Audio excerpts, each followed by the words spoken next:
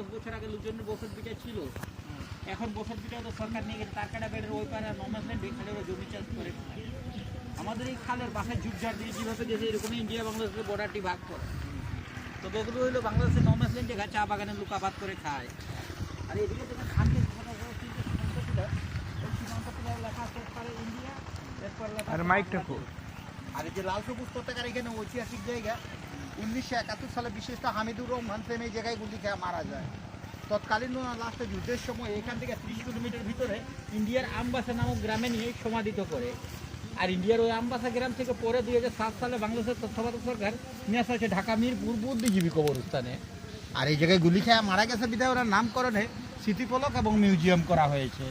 বিশিষ্ট হামিদুর রহমানের বাড়ি ছিল আপনার ঝিনাইদহ মহেশখালী খোর্ধা খালিশপুর গ্রামে।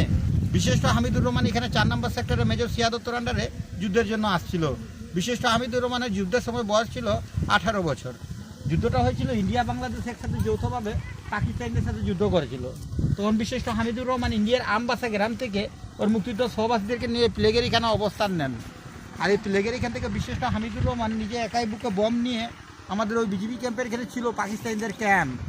বিশিষ্ট হামিদুর রহমান এই প্লেগের এখান থেকে একাই বুকে বম নিয়ে পাকিস্তানি ক্যাম্পে হামলা করার পরে এখানে পাকিস্তানি ক্যাম্পও ভাস্ট হয়ে যায়। ওর সাথে 10 জন পাকিস্তানি হচ্ছে।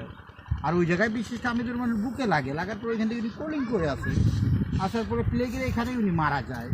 তখন মাস্টার মুক্তিযুদ্ধ সহবাসীরা এখান থেকে 30 কিলোমিটার ভিতরে ইন্ডিয়ার আমবাসা নামক গ্রামে নিয়ে সমাধিত করে। আসসালামু আলাইকুম প্রিয় দর্শক বন্ধু।